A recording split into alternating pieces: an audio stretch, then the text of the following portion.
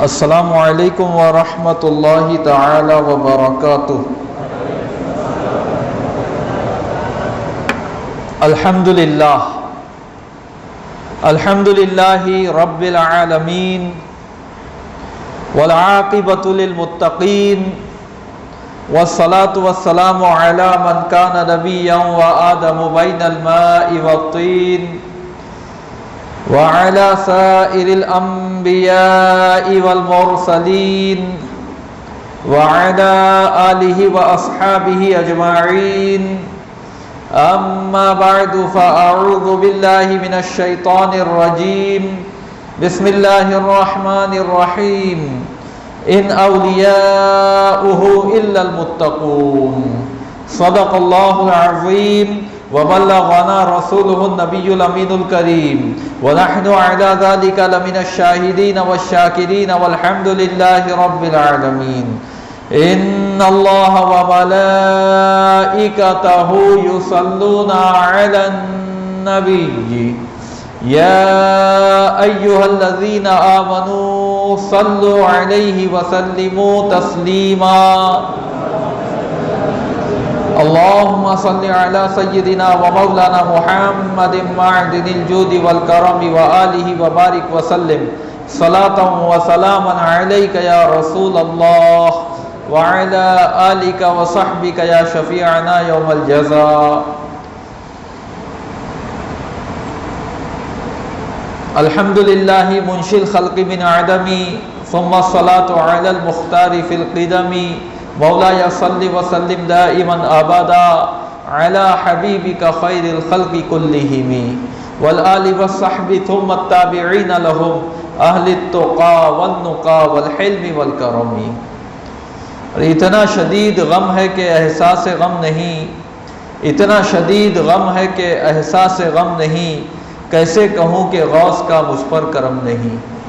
اور غوث کو یا غوث کہتے کہتے ہو جاتے ہیں غوث،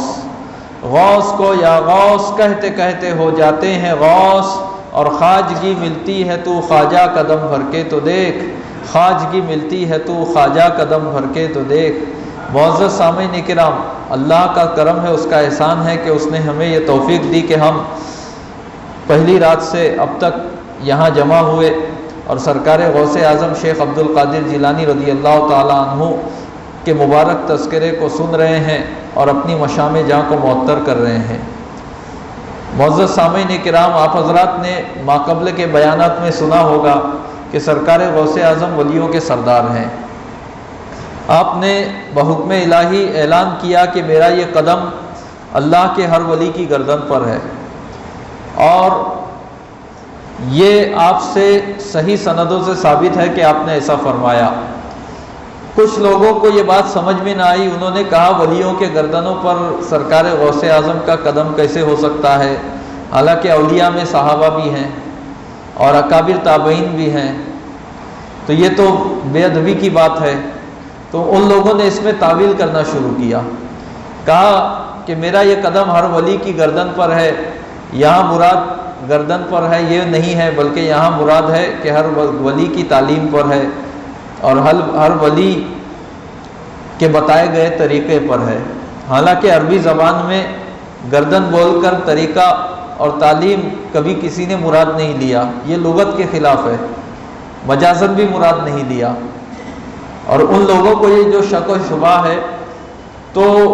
کہ صحابہ بھی تو اولیاء ہیں اور تابعین میں بھی تو اکابر اولیاء، خیار تابعین جو گزرے ہیں، حضرت اویس قرنی، حضرت امام زین العابدین، حضرت حسن بصری وغیرہ، حضرت سعید ابن مسیب، یہ تو اکابر تابعین میں سے ہیں، تو کیا ان کے گردنوں پر بھی ہے؟ تو اس کی تشریح اور وضاحت علماء نے کی ہے۔ فرمایا کہ صحابہ کرام اور ان اکابر تابعین، ان کو چھوڑ کے، ان کے علاوہ باقی امت کے سارے اولیاء سے افضل ہے غوث اعظم۔ یہ مراد نہیں ہے کہ معاذ اللہ صحابہ کی گردنوں پر بھی ہے، نہیں۔ کسی نے حضرت غوث اعظم شیخ عبدالقادر جیلانی رضی اللہ تعالیٰ عنہ سے پوچھا کہ کیا آپ کا قدم صحابہ کی گردن پر بھی ہے، تو انہوں نے کہا کہ میں صحابہ کے غلاموں کے غلاموں کے غلاموں کے غلاموں کا غلام ہوں، اور صحابہ کرام نے حضور علیہ الصلاۃ والسلام کے ساتھ جن جنگوں میں شرکت کی اور اس وقت ان کی سواریوں سے جو دھول اڑی، اس دھول کے برابر بھی عبد القادر نہیں ہے۔ صحابہ کرام کی شان تو بہت بڑی ہے۔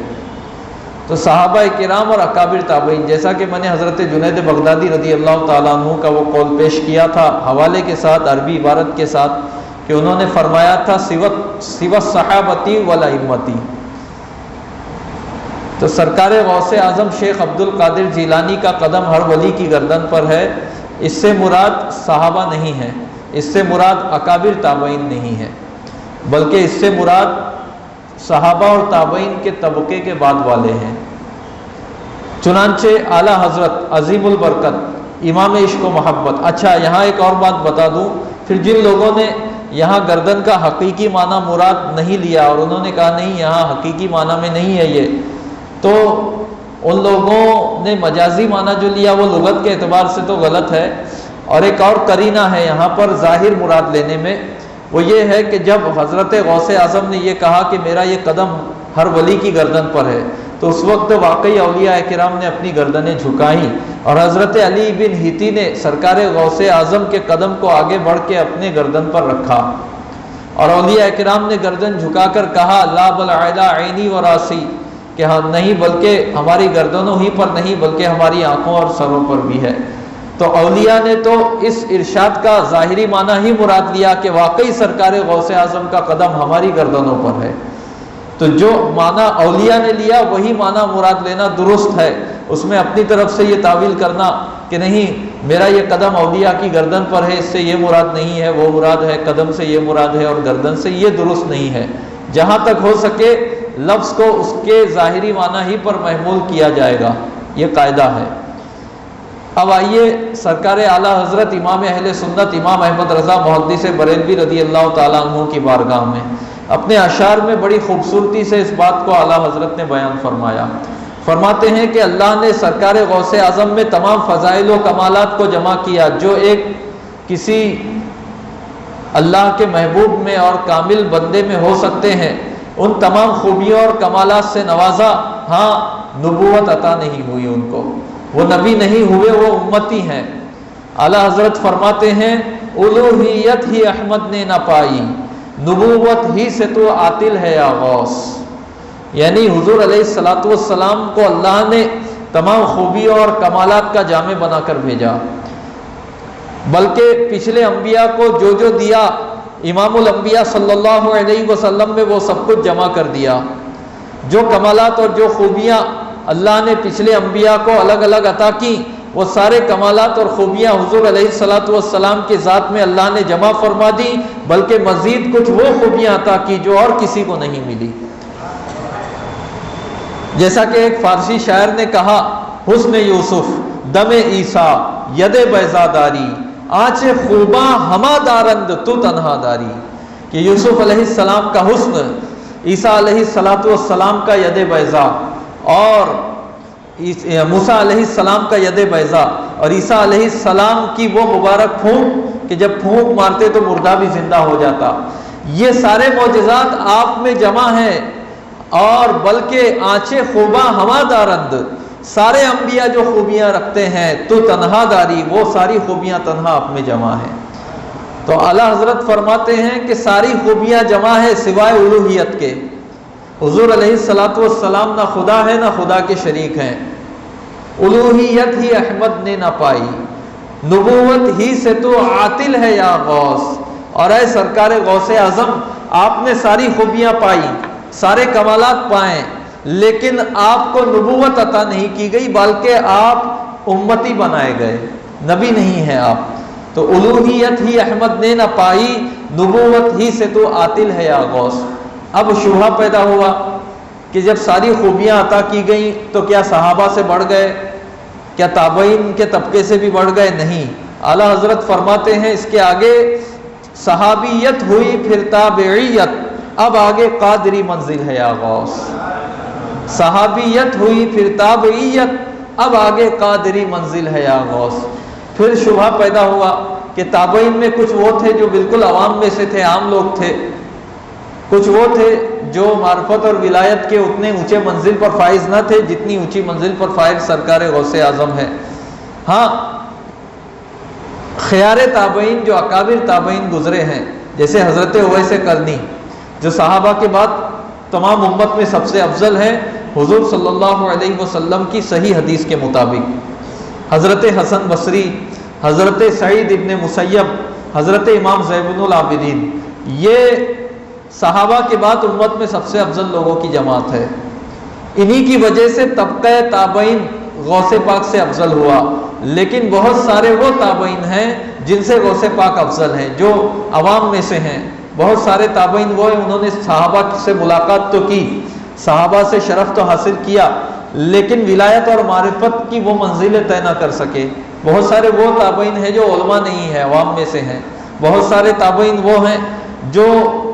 ولایت میں اتنے اونچے مقام پر نہیں ہیں۔ تو اعلیٰ حضرت فرماتے ہیں کہ ان ہزاروں تابعین سے افضل ہیں غوث اعظم، اور یہ جو صف اول کے تابعین ہیں حضرت امام زین العابدین، اویس قرنی وغیرہ، یہ غوث اعظم سے افضل ہے، اور انہی اکابر تابعین کی وجہ سے طبقہ تابعین غوث پاک سے افضل ہے۔ لیکن ہزاروں وہ تابعین ہیں جن سے غوث پاک افضل ہے۔ تو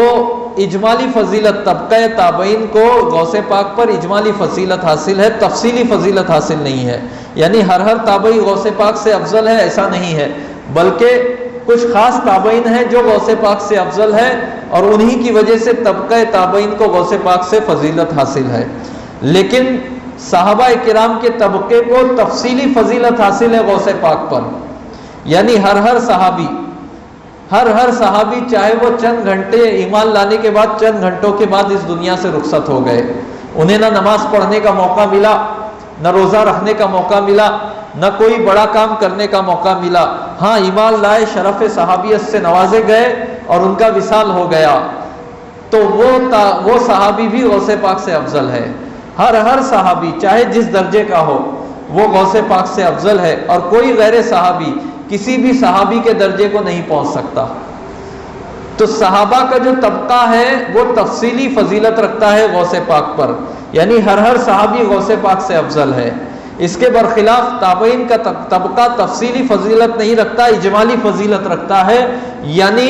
بعض تابعین وہ ہیں جو غوث پاک سے افضل ہیں جن کی وجہ سے طبقہ تابعین کو افضلیت ملی، لیکن ہزاروں تابعین وہ ہیں کہ جن سے افضل غوث پاک ہے۔ اعلیٰ حضرت فرماتے ہیں صحابیت ہوئی پھر تابعیت، اب آگے قادری منزل ہے یا غوث، ہزاروں تابعین سے تو فضو ہے، یہ طبقہ مجملاً فاضل ہے یا غوث، یہ طبقہ مجملاً فاضل ہے یا غوث۔ سرکار غوث پاک کی بارگاہ میں استغاثہ فرماتے ہیں عدو بدین مذہب والے حاسد، تو ہی تنہا کا زور دل ہے یا غوث۔ فرماتے ہیں تو قوت دے میں تنہا کام بسیار، بدن کمزور دل کاہل ہے یا غوث۔ فرماتے ہیں رضا کا خاتمہ بالخیر ہوگا، انشاءاللہ ہمارا خاتمہ بالخیر ہوگا، تیری رحمت اگر شامل ہے یا غوث۔ درود پاک پڑھیں، اللہم صلی علی سیدنا و مولانا محمد معدن الجود والکرم و آلہ وبارک وسلم صلاۃ و سلاما علیک یا رسول اللہ وعلی آلک و صحبک یا شفیعنا یوم الجزاء۔ معزز سامعین کرام، اللہ تبارک و تعالی نے سرکار غوث پاک کو شریعت پر عمل کرنے کی وہ توفیق عطا فرمائی کہ اس کی مثال اولیاء میں نہیں ملتی۔ جیسا کہ میں نے پچھلی نشستوں میں یہ واقعہ بیان کیا کہ سرکار غوث اعظم کو جب شیطان نے بھڑکانا چاہا اور اس کے سارے ہتھ کنڈے فیل ہو گئے، تو اس نے ایک شریعت رچا، ایک جال بچھایا، اور سرکار غوث اعظم سخت دھوپ کے عالم میں عراق کے ویرانوں میں ننگے پیر چل رہے تھے، پیاس کی شدت تھی، گرمی بہت زیادہ تھی کہ اچانک ایک بادل آپ کے سر پر آیا اور اس میں سے ایک روشنی نکلی۔ فرماتے ہیں سرکار غوث پاک کے زمین سے آسمان تک کا سارا ایریا روشن ہو گیا۔ اس میں سے آواز آئی یا عبد القادر احللت لک المحرمات، اے عبد القادر میں نے تیرے لیے حرام چیزوں کو حلال کر دی، یعنی تیری عبادتوں سے میں خوش ہوا، اب تجھے شریعت کی پابندی کرنے کی کوئی ضرورت نہیں، جو چیزیں دوسروں پر حرام ہیں تیرے لیے حلال ہیں۔ سرکار غوث اعظم نے فرمایا کہ میں نے سوچا کہ صحابہ کرام مجھ سے افضل ہیں مگر کسی صحابی کے لیے حرام حلال نہیں ہوا، انبیاء کرام مجھ سے افضل ہیں لیکن ان پر بھی شریعت کی پابندی لاگو تھی، تو میری کیا اوقات کہ میرے لیے حرام حلال ہو جائے۔ میں نے فوراً پڑھا لا حول ولا قوت الا باللہ العلی العظیم، لا حول شریف پڑھتے ہی وہ ساری روشنی غائب ہو گئی، وہ ساری روشنی دھواں ہو گئی، بادل چھٹ گیا۔ وہ ابلیس لعین تھا اور اس کا یہ بہت بڑا جال تھا، اس نے بھاگتے ہوئے کہا اے عبد القادر اس طریقے سے میں نے بہت سارے اولیاء کو گمراہ کر دیا، تمہیں تمہارے علم نے بچایا۔ سرکار غوث اعظم نے فرمایا مجھے میرے علم نے نہیں، مجھے فضل الہی نے بچایا ہے، محض اللہ کے فضل سے میں بچا ہوں، اس میں میرا کوئی کمال نہیں۔ تو اب آپ غور کیجئے کہ سرکار غوث اعظم پر بھی شریعت کی پابندی لاگو تھی، اور جو حرام دوسروں کے لیے حرام ہے وہ سرکار غوث پاک کے لیے بھی حرام تھا۔ ایسا نہیں ہے اسلام میں کہ ایک عام آدمی پر پابندی زیادہ ہو اور ایک ولی کے لیے چھوٹ ہو، نہیں، جو پابندی ایک عام مسلمان پر ہے وہی پابندی علماء پر بھی ہے، وہی پابندی اولیاء پر بھی ہے، اور وہی پابندی غوث اعظم پر بھی ہے۔ لہٰذا جو لوگ اپنے آپ کو ولی کہتے یا کہلاتے ہیں اور یہ کہتے ہیں کہ شریعت کی پابندی ہمارے لیے ضروری نہیں ہے، ہم تو پہنچے ہوئے ہیں، دراصل وہ جھوٹ کہتے ہیں اور وہ فاسق و فاجر ہیں، اور ہرگز وہ اولیاء نہیں ہو سکتے۔ کوئی حرام سے بچے بغیر متقی اور پرہیزگار نہیں ہو سکتا، ولی کیا ہوگا؟ کیونکہ ولایت کے لیے پرہیزگاری ضروری ہے، جیسا کہ خود پروردگار عالم نے اپنے کلام مجید میں ارشاد فرمایا، جس کی میں نے تلاوت کی خطبہ مسنونہ کے بعد، ان اولیاؤہ الا المتقون، کہ اللہ کے ولی نہیں ہے مگر متقی اور پرہیزگار۔ اب اگر کسی میں پرہیزگاری نہیں ہوگی سمجھ جاؤ یہ کچھ اور تو ہو سکتا ہے، ولی نہیں ہو سکتا، کیونکہ ولی کے لیے شرط ہے پرہیزگاری، ولایت کے لیے شرط ہے پرہیزگاری۔ قرآن مجید پر عمل کرنا جس طرح ایک عام انسان پر فرض ہے، غوث اعظم پر بھی اسی طرح فرض تھا۔ جس طرح ایک عام انسان پر قرآنی آیات لاگو ہوتی ہیں، اولیاء اللہ پر، سرکار غوث اعظم پر، بلکہ صحابہ پر بھی لاگو ہیں، تو کوئی بھی شریعت کی پابندی سے عہدہ برآ نہیں ہو سکتا۔ حضرت جنید بغدادی رضی اللہ تعالیٰ عنہ سے کسی نے کہا، کچھ لوگوں نے کہا کہ ہمارے زمانے میں کچھ ایسے لوگ ہیں بہروپیے جو صوفیہ کا لبادہ اوڑھتے ہیں اور صوفیہ کی وضع و قطع اپناتے ہیں اور شریعت کی پابندی نہیں کرتے، کہتے ہیں کہ شریعت اس کے لیے ضروری ہے جو ابھی منزل پر نہیں پہنچا، ہم تو منزل پر پہنچے ہوئے ہیں، لہٰذا ہمیں شریعت کی پابندی ہم پر لازم نہیں ہے، ہم تو پہنچے ہوئے ہیں۔ کچھ لوگ کہتے ہیں نا بڑا پہنچیلا بابا ہے، کہا ہم تو پہنچے ہوئے ہیں۔ حضرت جنید بغدادی نے فرمایا کہ وہ لوگ سچ کہتے ہیں، وہ پہنچے ہوئے ہیں لیکن جنت میں نہیں بلکہ جہنم میں پہنچے ہوئے ہیں۔ اللہ اکبر۔ تو شریعت کی پابندی کے بغیر کوئی پرہیزگار نہیں ہو سکتا، اور جب پرہیزگار نہیں ہو سکتا تو اللہ کا ولی بھی نہیں ہو سکتا۔ جس طریقے سے بغیر وضو کے کوئی نماز قائم نہیں کر سکتا، بغیر وضو کے کھڑا ہو جائے، نیت کرے، تکبیر تحریمہ باندھے، کیا اس کی نماز شروع ہوگی؟ ہرگز نہیں۔ اسی طریقے سے بغیر تقوی اور بغیر شریعت کی پابندی کے کوئی ولی نہیں بن سکتا۔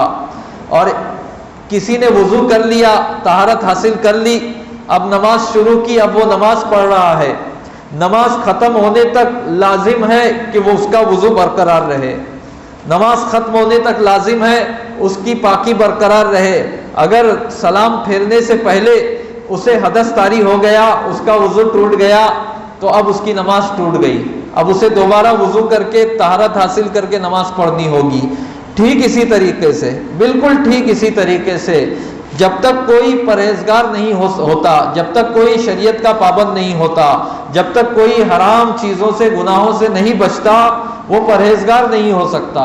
وہ ولی نہیں ہو سکتا۔ اور جب وہ شریعت کا پابند ہو گیا کہ بال کی نوک کے برابر بھی میں شریعت کی نافرمانی نہیں کروں گا، متقی پرہیزگار ہو گیا اور ولی ہو گیا، تو اب مرتے دم تک اس پر لازم ہے کہ وہ اپنی پرہیزگاری کو برقرار رکھے،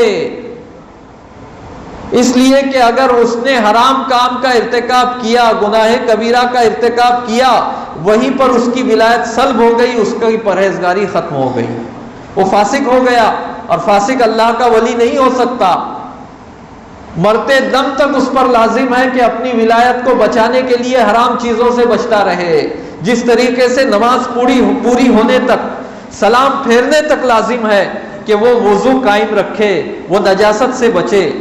ٹھیک اسی طریقے سے مرتے دم تک ولی پر لازم ہے کہ وہ پرہیزگاری کو قائم رکھے اور حرام چیزوں سے بچے۔ ولیوں پر تو بہت زیادہ سخت پابندیاں ہوتی ہیں، ولیوں کے امتحان تو بہت زیادہ سخت ہوتے ہیں، جو چیزیں عام لوگوں کے لیے کوئی بری نہیں ہوتی، وہ چیزیں اولیاء کے لیے بہت زیادہ بری ہوا کرتی ہیں۔ عام آدمی اگر سنت کو چھوڑ دے، کراہت تنزیہ کا ارتکاب کرے تو اتنا برا نہیں ہے، کم سے کم وہ فرائض و واجبات ادا کرے، گناہ سے بچے، اس کے لیے کافی ہے۔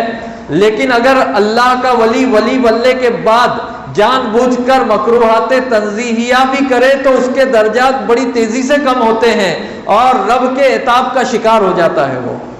تو اولیاء پر تو پابندی زیادہ ہے، لہٰذا وہ جعلی پیر، وہ ڈھونگی بابا جو ہرے بھرے لباس پہن کر آئیں اور عورتوں سے بے پردہ ہو کر ملیں، عورتوں سے پیر دبوائیں، نمازوں کو چھوڑیں، اعلانیہ نمازوں کو ترک کریں، رمضان میں روزے نہ رکھیں، سمجھ جاؤ یہ اللہ کے ولی نہیں ہو سکتے، پرہیزگار نہیں ہو سکتے، یہ کچھ اور ہوں گے، بہروپیے ہوں گے، شوبدہ باز ہوں گے، کچھ اور ہو سکتے ہیں، اللہ کے ولی نہیں ہو سکتے، کیونکہ قرآن کہتا ہے کہ ولی تو پرہیزگار ہی ہوتا ہے، ولی تو حرام سے بچنے والا ہی ہوتا ہے، ولی تو شریعت کا پابند ہی ہوتا ہے۔ یہی تعلیم ساری زندگی سرکار غوث پاک نے اپنے کردار و عمل سے دی، اپنے ارشادات سے دی۔ سرکار غوث پاک کے بارے میں حضرت امام نووی رضی اللہ تعالیٰ عنہ بستان العارفین میں فرماتے ہیں، اور امام نووی کی بستان العارفین کے حوالے سے یہ بات قلائد الجواہر میں بھی موجود ہے۔ سرکار غوث اعظم کے بارے میں حضرت امام نووی رضی اللہ تعالیٰ عنہ نے لکھا، شدید الغضب اذن تہیکت حرمات اللہ، کہ جب اللہ کی حرمتوں کو پامال کیا جاتا تو سرکار غوث اعظم سخت غضبناک ہوتے، شدید الغضب، سخت غضبناک ہوتے، اللہ کی نافرمانی آپ برداشت نہیں کرتے۔ تو سرکار غوث اعظم کی تو یہ شان ہے کہ کوئی اگر اللہ کی نافرمانی کرے تو انہیں برداشت نہ ہو، سخت غضب فرمائے اور خود بھی شریعت کی پابندی کرے۔ وہ سرکار غوث اعظم ہے، ولیوں کے سردار ہے، ان کا یہ عالم ہے۔ تو آج کے کسی جعلی اور ڈھونگی بابا کا کیا اعتبار؟ آپ اس سے غور کریں، اللہ تبارک و تعالی ہدایت عطا فرمائے اور چشم بینا عطا فرمائے۔ سرکار غوث پاک کے بارے میں حضرت امام نووی فرماتے ہیں، کانا مکرمن لارباب اہل السنہ، کانا مکرمن لارباب اہل السنہ محبا للعلماء، کہ حضرت غوث اعظم علماء سے محبت کرتے تھے اور دینداروں اور اہل سنت سے کی تعظیم کرتے تھے۔ مبغضا لاہل البدع والاہواء، کہ اہل بدعت و ضلالت پر سے بغض کرتے تھے اور ان سے نفرت کرتے تھے، یعنی گمراہوں اور بد مذہبوں سے نفرت کرتے تھے،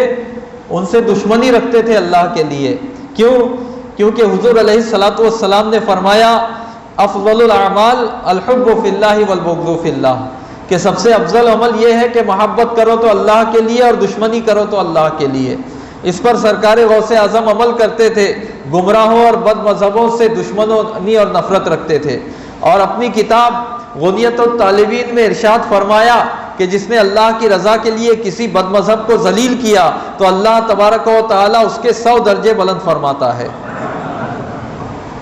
یہ ہے سرکار غوث اعظم۔ اب کوئی کہے میں صوفی ہوں اور بد مذہبوں سے بھی گھال میل کرے تو سمجھ جاؤ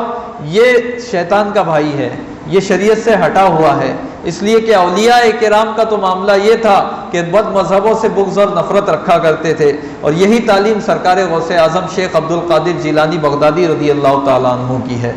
بلکہ اپنے واعظ میں فتوح الغیب، سرکار غوث اعظم کے واعظوں کا مجمع ہے فتوح الغیب، علماء کرام نے جو سرکار غوث اعظم کی مجلس میں حاضر رہا کرتے اور سرکار غوث اعظم کے واعظ کے اقتباسات لکھتے، تو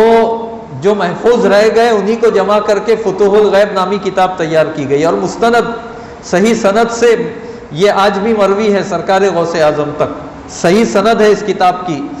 سرکار غوث اعظم کے واعظ کی کتاب فتوح الغیب ہے، آپ فتوح الغیب کے خطبات دیکھیے،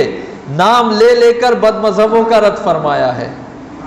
کچھ مساجد کے ٹرسٹی جن کے اندر دنیا داری آ گئی ہے، پلپلا پن آ گیا ہے، وہ امام پر زور دیتے ہیں، مقررین پر زور دیتے ہیں کہ کسی کو برا مت کہو، گمراہوں اور بد مذہبوں کا رد نہ کرو، حالانکہ سرکار غوث اعظم کے خطبات میں موجود ہے ان کے زمانے میں جتنے گمراہ فرقے تھے سب کا نام لے لے کر آپ نے رد کیا ہے، مجسمہ کا رد کیا ہے، قدریہ کا رد کیا ہے، جبریہ کا رد کیا ہے، روافظ کا رد کیا ہے، نام لے لے کر ان کی مذمت فرمائی ہے۔ تو اولیاء، بلکہ امام الاولیاء کا یہ طریقہ ہے کہ گمراہوں اور بد مذہبوں کا نام لے کر ان کا رد کیا جائے، لہٰذا اس کام سے روکنا یہ اولیاء کے طریقے کے خلاف ہے اور بالکل غلط کام ہے۔ دشمن احمد پہ شدت کیجئے، ملحدوں کی کیا مروت کیجئے، اور غیظ میں جل جائیں بے دینوں کے دل، یا رسول اللہ کی کثرت کیجئے صلی اللہ علیہ وسلم۔ پیارے آقا کریم صلی اللہ علیہ وسلم نے ارشاد فرمایا، من احب للہ وابغض للہ واعطى للہ ومنع للہ فقد استکمل الایمان، کہ جس نے اللہ کے لیے اللہ کے دشمنوں سے، اللہ کے دوستوں سے محبت کی، اور اللہ کے لیے اللہ کے دشمنوں سے نفرت کی، اور اللہ کے لیے کسی کو دیا اور اللہ ہی کی رضا کے لیے کسی کو دینے سے اپنا ہاتھ روکا، فقد استکمل الایمان، تو بے شک اس نے اپنے ایمان کے کمال کو چاہا۔ حضور علیہ الصلوۃ والسلام نے فرمایا، مشکات المصابیح میں ہے، امام بیہقی کے حوالے سے فرماتے ہیں پیارے آقا کریم صلی اللہ علیہ وسلم کہ من وقر صاحب بدعۃ فقد اعان علی ہدم الاسلام، کہ جس نے کسی بد مذہب کی تعظیم کی تو بے شک اس نے اسلام کو ڈھانے پر مدد کی۔ شیخ عبدالحق محدث دہلوی رحمۃ اللہ تعالی علیہ فرماتے ہیں، در تعظیم و استخفاف سنت است و ایمی کشد برائے ہدم بنائے اسلام، کہ بد مذہب کی تعظیم میں سنت کی توہین ہے، عقیدہ اہل سنت کی توہین ہے بد مذہب کی تعظیم میں، اور یہ اسلام کو ڈھانے کی طرف لے جاتی ہے، لہٰذا بد مذہب کو عزت دینا حرام ہے، چاہے اس کے لیے کھڑے، اس کے ریسپیکٹ کے لیے کھڑے ہو کر آپ عزت دیں، یہ بھی حرام ہے، چاہے اگر وہ آئے تو اس کے لیے جگہ خالی کریں، یہ بھی حرام ہے، اس کو سلام کریں، یہ بھی ایک تعظیم کا طریقہ ہے، یہ بھی حرام ہے، چاہے وہ دولت مند ہو یا غریب، چاہے وہ لیڈر پلیڈر ہو یا کوئی بھی ہو، اگر وہ گمراہ اور بد مذہب ہے تو اللہ کا دشمن ہے۔ ان اللہ یبغض کل مبتدع، ابن عساکر روایت کرتے ہیں اپنی تاریخ میں، حضور علیہ الصلوۃ والسلام نے فرمایا اللہ تعالیٰ ہر بد مذہب کو اپنا دشمن رکھتا ہے۔ امام ابن حجر مکی الصواعق المحرقہ میں مستند محدثین کے حوالے سے یہ روایت نقل کرتے ہیں، اہل البدع شر الخلقۃ والخلیقہ، کہ بد مذہب انسانوں اور جانوروں دونوں کی جماعت سے برے ہیں۔ ایک روایت میں آیا اہل البدع کلاب و اہل النار، کہ بد مذہب جہنمیوں کے کتے ہیں۔ ان لوگوں کی تعظیم کرنا یا ان لوگوں کا احترام کرنا سخت حرام ہے، گناہ ہے، یہ اللہ کے دشمن ہے، ان سے دور و نفور رہنا ہر مسلمان پر واجب ہے۔ اور صحابہ، تابعین اور سارے اولیاء بد مذہبوں سے دور و نفور رہا کرتے تھے، اور ہم اگر اولیاء کے چاہنے والے ہیں تو ہم پر بھی لازم ہے اور ایمان کا تقاضا ہے۔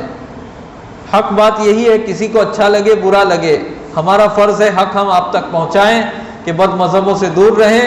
اور ان سے گھال میل نہ کریں، نہ ان سے رشتہ داری کریں، نہ انہیں اپنا امام بنائیں، نہ ان کے پیچھے نماز پڑھیں۔ اللہ تعالی ہمیں اور آپ کو سرکار غوث اعظم کی تعلیمات پر عمل کرنے کی توفیق عطا فرمائے۔ ایک مرتبہ درود پاک پڑھیں، اللہم صلی علی سیدنا و مولانا محمد معدن الجود والکرم وآلہ وبارک وسلم صلاۃ و سلاما علیک یا سیدی یا حبیبی یا رسول اللہ وعلی آلک وصحبک یا شفیعنا یوم الجزاء۔ سرکار غوث اعظم شیخ عبد القادر جیلانی کے امر بالمعروف اور نہی عن المنکر کا یہ عالم تھا، جیسا کہ پہلے گزرا کہ بڑے سے بڑا وزیر ہوتا، بڑے سے بڑا مرتبے والا ہوتا، طاقتور ہوتا، لیکن اگر وہ کوئی گناہ کرتا تو سرکار غوث اعظم ببانگ دوحل علی رؤوس الاشہاد اسے منع کرتے اور اس کی سرزنش فرماتے۔ خدا کی نافرمانی ہو، اللہ کے ایسے محبوب بندے تھے کہ اللہ کی نافرمانی ہو یہ ان سے گوارا نہ ہوتا تھا۔ ہم بھی پروردگار عالم سے محبت کا دعویٰ کرتے ہیں اور ہمیں یہ دعویٰ ہے کہ ہم اللہ سے محبت کرتے ہیں، لیکن ہمارے محبت کی قلعی وہیں کھل جاتی ہے، دعویٰ محبت کی قلعی، جہاں پر ہمارے سامنے کھلم کھلا اللہ کے احکامات کی مخالفت کی جاتی ہے، کھلم کھلا حرمات شریعت کا مذاق اڑایا جاتا ہے اور ہمارے کانوں پر جو بھی نہیں رینگتی۔ محلوں میں، گلیوں میں، بازاروں میں ہمارے سامنے ہم چاہ کر منع کر سکتے ہیں، طاقت ہے ہم میں، مگر ہمیں کچھ فرق نہیں پڑتا، تو یہ بہت بری بات ہے۔ یہ اس بات کی دلیل ہے کہ جیسی محبت ہونی چاہیے ویسی نہیں ہے۔ بس ایک روایت بیان کر کے میں اپنی گفتگو کو ختم کروں گا۔ صرف میرا مقصد یہ نہیں کہ سرکار غوث اعظم کے فضائل و کمالات بیان کروں یا ان کی کرامتیں بیان کروں، انشاءاللہ کرامتوں کا سلسلہ بھی آگے آئے گا، انشاءاللہ کل ہی کرامتوں کا سلسلہ شروع ہو جائے گا۔ میرا مقصد یہ ہے کہ آپ سرکار غوث اعظم کا تذکرہ سنیں تو ان کی تعلیمات پر عمل کرنے کا جذبہ لے کر اٹھیں، ان کی تعلیمات کو بھی میں آپ کو سکھا پاؤں اور اسی بہانے مجھ میں بھی عمل کا جذبہ پیدا ہو۔ یہ مقصد ہے اصل، ان کے طریقے پر عمل کرنا اور کرانا، یہ اصل مقصد ہے۔ تو میں ایک روایت بیان کرتا ہوں، مشکات المصابیح ہی کی حدیث ہے اور امام بہقی ہی کے حوالے سے صاحب مشکات نے اسے نقل کیا۔ حضور علیہ الصلوۃ والسلام فرماتے ہیں کہ اللہ نے ارادہ فرمایا کسی بستی پر عذاب نازل کرنے کا۔ پچھلی امتوں میں سے کسی امت کی ایک جماعت ایک بستی میں رہا کرتی تھی اور وہاں پر اللہ تبارک و تعالیٰ کی نافرمانیاں بہت زیادہ ہو گئیں۔ اللہ موقع دیتا ہے سدھرنے کا، لیکن جب حد سے بڑھ جاتی ہیں نافرمانیاں پھر اللہ کا عذاب آتا ہے۔ تو اللہ تبارک و تعالیٰ کو منظور ہوا کہ اس بستی کو ہلاک کیا جائے، چنانچہ حضرت جبریل امین کو بھیجا کہ اے جبریل جاؤ اور اس بستی کو الٹ دو، میرا عذاب ان بستی والوں کے لیے لازم ہو چکا ہے۔ حضرت جبریل امین تشریف لے گئے بستی پر، آپ نے دیکھا کہ بستی میں بے راہ روی عام ہے، گناہ عام ہے، فسق و فجور عام ہے، اللہ تبارک و تعالیٰ کے احکامات کی نافرمانی عام ہے اور واقعی ان لوگوں پر عذاب لازم ہو چکا ہے۔ لیکن حضرت جبریل امین نے دیکھا کہ ایک ایسا بندہ ہے کہ جس نے پلک جھپکنے کے برابر بھی گناہ نہیں کیا، اسی بستی میں رہتا ہے۔ پروردگار عالم کی بارگاہ میں رجوع کیا، اے بار الہ تیرا حکم سر آنکھوں پر، لیکن اس بستی میں ایک ایسا بندہ بھی ہے جس نے طرفت العین پلک جھپکنے کی مقدار کے برابر بھی گناہ نہیں کیا، اگر اس بستی کو پلٹ دوں گا تو وہ بیچارہ بھی ہلاک ہو جائے گا، میں کیا کروں؟ پروردگار عالم نے کہا ہاں اے جبرائیل، بستی کو اس شخص پر پلٹو اور سارے بستی والوں پر پلٹ دو، اس لیے کہ یہ جو شخص ہے جس نے پلک جھپکنے کی مقدار بھی گناہ نہیں کیا، اس کے سامنے اللہ کی حرمتوں کو پامال کیا جاتا ہے اور اسے غصہ نہیں آتا، میری محبت میں اسے غصہ نہیں آتا۔ الحدیث۔ اب آپ غور کیجئے، اس بندے نے کبھی خود گناہ نہیں کیا، ہمیشہ حرام سے بچتا رہا، فرائض و واجبات ادا کرتا رہا، لیکن اسی کے سامنے کھلم کھلا لوگ حرام کام کرتے اور وہ روک سکتا تھا، اس بستی والوں میں اس کا بلند مقام تھا، لیکن وہ دنیا داری نبھانے کے لیے اور لوگوں سے بنائے رکھنے کے لیے، لوگوں کو برا نہ لگے اس لیے وہ انہیں شریعت کی خلاف ورزی سے روکتا نہیں تھا۔ اس کا یہ جرم اللہ کی نظر میں اتنا بڑا تھا کہ شارحین کہتے ہیں کہ حضور علیہ الصلوۃ والسلام فرماتے ہیں کہ اللہ نے جبریل امین کو جواب دیا، ہاں پہلے اس آدمی پر بستی پلٹو اور پھر ان سارے لوگوں پر پلٹو، کیونکہ اس کا گناہ بڑا ہے، وہ جانتا تھا، خود بچتا تھا، اس کا کام تھا لوگوں کو بتانا، لیکن وہ نہیں بتاتا تھا، اس لیے اللہ اس شخص سے زیادہ ناراض ہوا۔ تو معلوم یہ ہوا کہ اگر کوئی حرام کام کر رہا ہے، ہم روک سکتے ہیں، بتا سکتے ہیں، پھر بھی ہم دنیا داری نبھانے کے لیے کہ تعلق خراب نہ ہو اور ان سے ہماری بنی رہے تاکہ کل مستقبل میں کوئی دنیاوی مفاد ہمیں ان سے حاصل ہو، اس لیے صرف کوئی اللہ تبارک و تعالی کی نافرمانیوں کو دیکھ کر خاموش رہے، اسے غصہ نہ آئے، تو یقین جانیے وہ بھی برابر کا گناہ میں شریک ہے، اور نہی عن المنکر کو ترک کرنے والا ہے، اور اللہ تبارک و تعالی کے غضب کا مستحق ہے۔ اللہ تبارک و تعالی ہمیں اور آپ کو شریعت کی پابندی کی توفیق عطا فرمائے، نہی عن المنکر کرنے کی توفیق عطا فرمائے۔ اقول قولی ھذا استغفر اللہ لی ولسائر المؤمنین۔ السلام علیکم ورحمۃ اللہ وبرکاتہ۔ ہمارے ملت چینل کو سبسکرائب کریں، لائک کریں، اور اپنے مفید مشوروں سے، کمنٹ سے، مثبت کمنٹ سے ہمیں نوازیں۔ آپ سے گزارش ہے کہ اس چینل کو زیادہ سے زیادہ سبسکرائب کریں تاکہ ہم ہمارے پیغام کو دنیا کے کونے کونے تک پہنچا سکیں۔